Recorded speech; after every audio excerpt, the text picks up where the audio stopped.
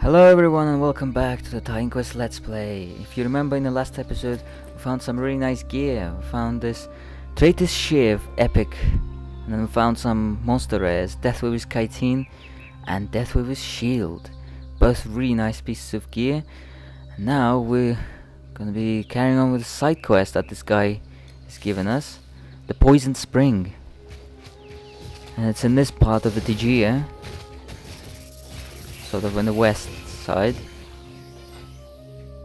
and he will be fighting a lot of giant spiders and arachnos creatures, which are half spiders, half humans. Also, if you remember, we picked up Defense Mastery in the previous episode, so we're gonna be using skills like Batter, like just what I just did there. Flung that little spider to the side with a shield. Well, I say little spider, but he really is quite big if you think about the context of the game. Actually, you know, big, oversized arthropods and insects and stuff won't be able to exist, you know, of this size. And it's actually pretty interesting sort of science behind it, of why these kind of creatures of this size wouldn't be possible. And simply because of how everything changes with size. You get different volume and mass, and so creatures bigger than their normal sized counterparts, they would, you know, wouldn't be able to breathe or even support their weight, simply because of how they're designed.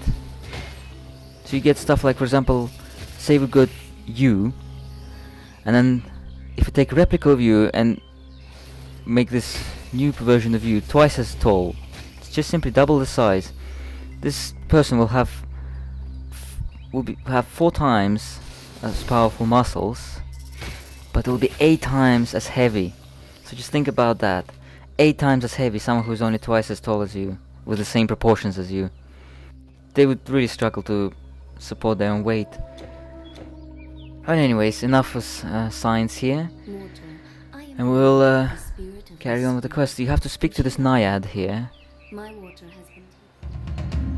She tells you the problem with the spring, why it's poisoned, and it's because some of these Deathweaver spiders, they've basically nested themselves in her cave, and now the waters are pretty much poisoned because of them.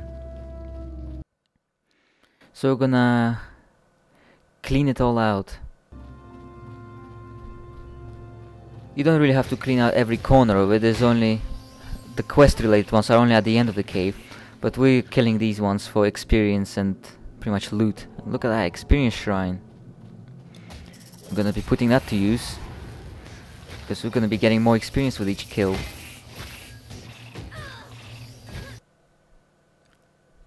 Okay, make sure you search for every corner, because this cave is pretty big.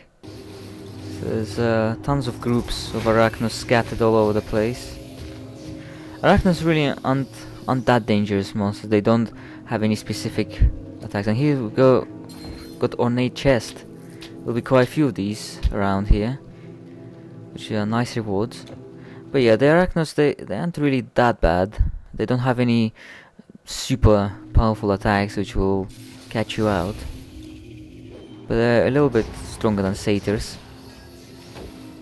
So it's a bit of a step up in terms of challenge. And there's another ornate chest over there, which we're gonna lay hands on once we take care of these guys. Look at tons of potions. God, spiders everywhere.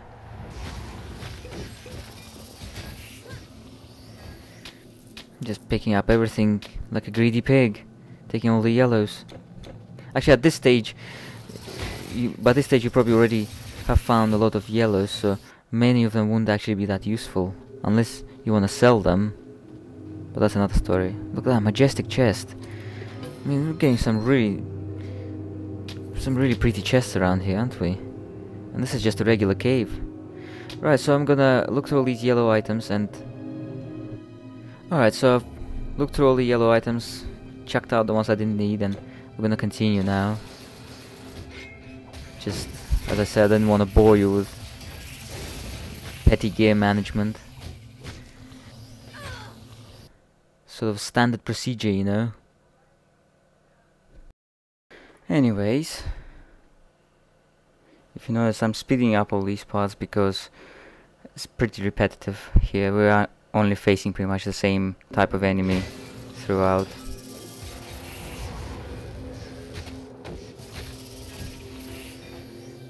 And that is quite a lot around here. And got another majestic chest. What is it with these majestic chests? These arachnos steal them away or something? Got another Prometheus flame over there. And loads of yellow stuff which I'm going to check through in a minute. Yeah, what are these pretty majestic chests doing in a place like this? I have no idea. Makes you wonder. Right, so this is the last part of the cave. This is where the quest-relate ones. If you see, they're glowing. The Death Weavers. And they're gonna start chucking all the stuff at you now. All the nets and poison bombs. And they are gonna trap you eventually because they won't stop until they get you. But once you get netted, just drink a potion because all their poison effects will start hitting you. And you can pick up some stuff. They'll actually be dropping some arachnos gear. And I'm gonna look through it again. Alright, so we put on the helmet, if you notice. And even if you don't find Deathweaver stuff, even the regular, regular yellow arachno stuff is actually better than most stuff you would have found by now. So you might want to check through it and equip some of it on yourself. Well, yeah, we're fighting the second group of these guys now. Some poison resistance could be helpful here if you really struggle with them. Although you should be able to handle them without much of a problem. If you cast your best spells like Squall, and we used a bit of Batter here as well. And we should be finding our last group around here. There's a chest, small chest, don't miss that. And the last group is around here. And they too are gonna try, so if you keep walking like that, you'll sort of dodge most of their poison gas bombs and stuff. And then they all just swarm you and you pull out your area spells and stuff. And there's a lot more arachnos gear here, so we're gonna look through it because we can't carry it all. But we're gonna sell some of it. So I'll see you just outside of the cave where we're gonna complete our quest. Alright, and now we're outside of the cave. And all we have to do is to speak to this Naiad and the quest will be completed. My waters will run. There we go. And if you see, we finished the quest. And if you check in your quest menu, like we see it's been completed, we got the reward and everything. And now we simply can come back to Tegea and carry on with our lives. Okay. And if you see this guy, we don't need to speak to him anymore. And I'm just gonna sell all the stuff that I looted from those guys. Okay, done that. And now if you notice, the sound seems to have gone. And I'm not sure what happened. It was either Fraps not recorded the sound in this part of the game, or it was at that time simply something happened to probably my sound output. It happened before when I was doing Fraps recording, it also very rarely, but still happened. So I'm not sure what's going on. I'll just have to keep talking, and our character here will have to keep fighting like she's doing just now. And yeah, if anyone knows why Fraps does this, why sometimes it fails to record the sound, then please do let me know. I'll be very interested to hear, because I don't want this to happen in future episodes. It would really suck. But yeah, if you see, we've ventured beyond Tegea now. Gonna continue further, but before we go further on, there's a few more undead around here and some other monsters to kill. And we're doing really well with this battle mark, aren't we? Remember what I told you about battle marker being amazing? There it is. Just impossible to... nobody can stop you.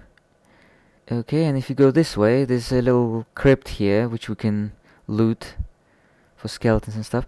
But yeah, we're gonna stop around here and we'll continue next episode. I'm sorry the sound has disappeared in this part of the game, and it will be the same for the beginning of the next episode. But we'll see what we can do. I'll see you guys later.